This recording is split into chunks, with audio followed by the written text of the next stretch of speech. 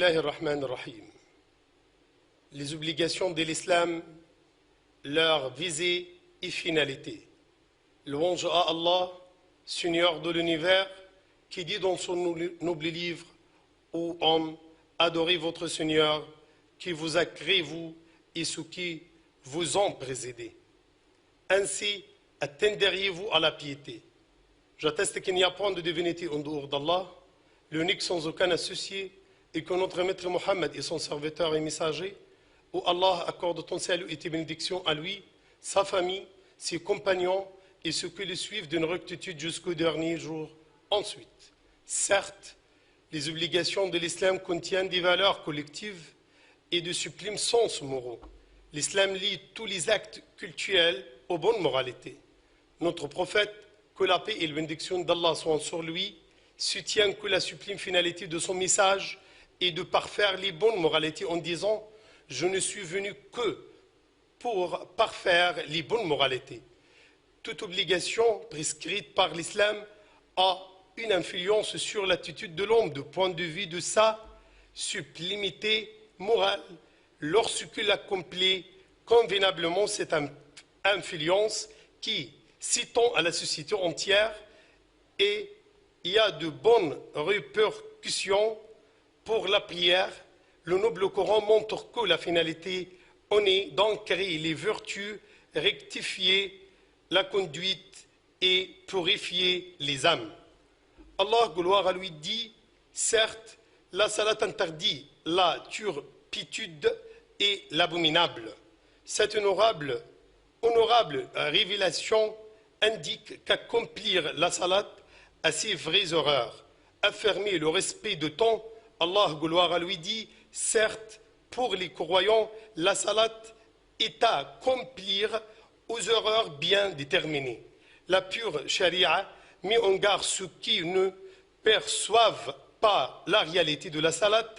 Par conscience, ils se caractérisent de mauvaises valeurs et brivent les autres des bienfaits accordés par Allah, de subir le châtiment de l'heureux.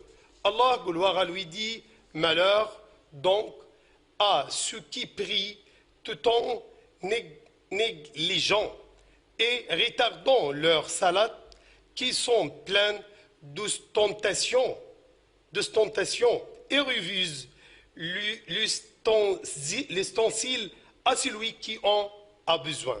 Parmi les finalités de la zakat, on cite l'affirmation du sens de la solidarité et de l'entre-clémence, l'épuration de l'âme, de la avarice, de la parcimonie et des rancœurs. Allah, gloire à lui, dit: prélève de leurs biens une sadaqa au monde par laquelle tu les purifies et les bénis, et prie pour eux.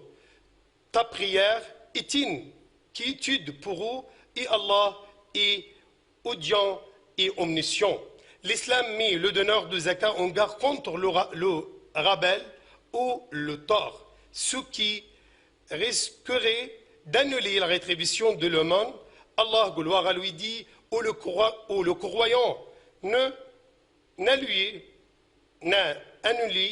pas vos aumônes par un rabel ou un tort, comme celui qui dépense son bien par ostentation devant les gens sans croire en Allah et au jour dernier.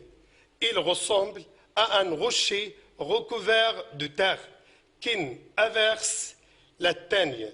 Elle le laisse du nu.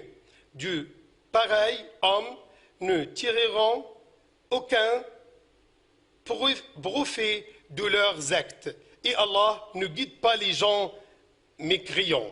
La sublime finalité du jeûne est concrétise, et la sublime finalité du jeûne est de concrétiser la piété envers Allah. Gloire à lui, et observons ses ordres, aussi bien publiquement que discrètement. Allah, gloire à lui, dit: ô les croyants, on vous a prescrit le jeûne comme on l'a prescrit à ceux d'avant vous. Ainsi atteindrez-vous la piété. la jeûne enseigne à l'homme la patience et les meilleures éthiques. Le prophète, que la paix et la bénédiction d'Allah soient sur lui, dit: le jeûne est une immunité, il ne faut pas y dire 10 paroles indécidantes, ni se mettre en colère si on cherche à se bagarrer avec les jeûneurs.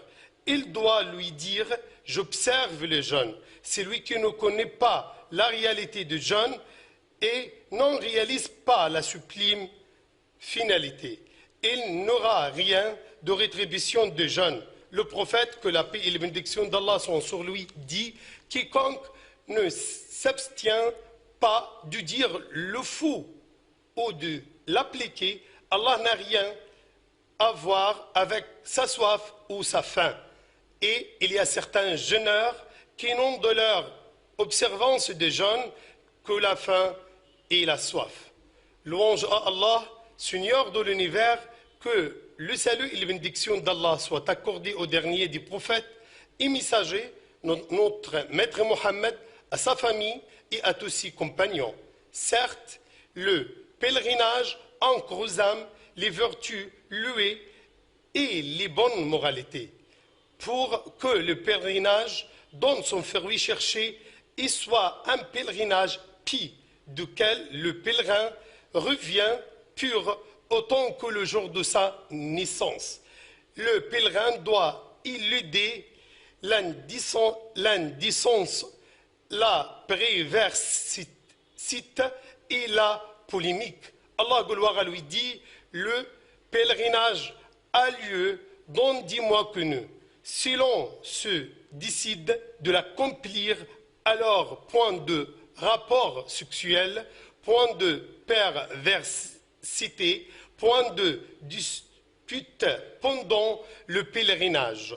Et le bien que vous faites, Allah le sait, et prenez-vous provision, mais vraiment la meilleure provision est la piété.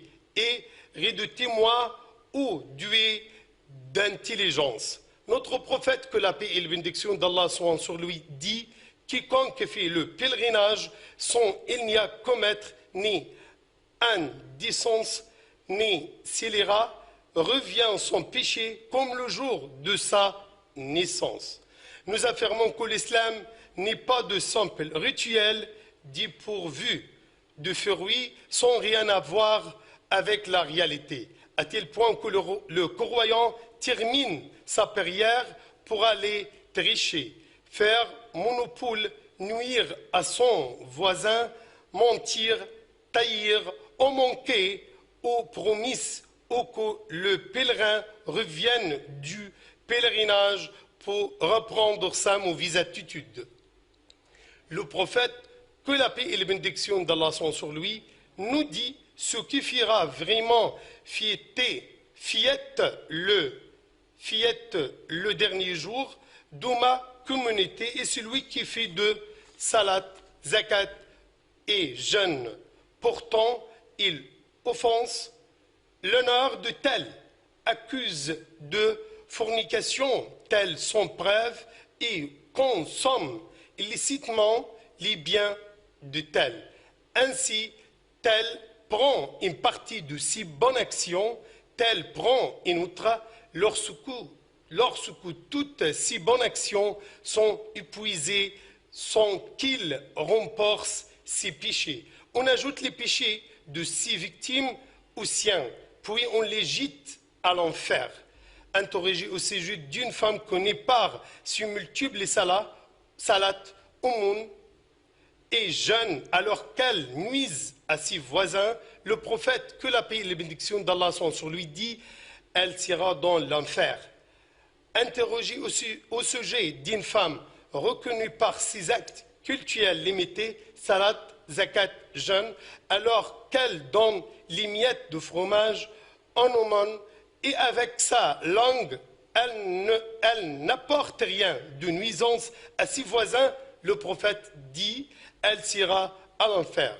Ô Allah, oriente-nous vers les meilleures éthiques, juste toi est capable de nous y orienter.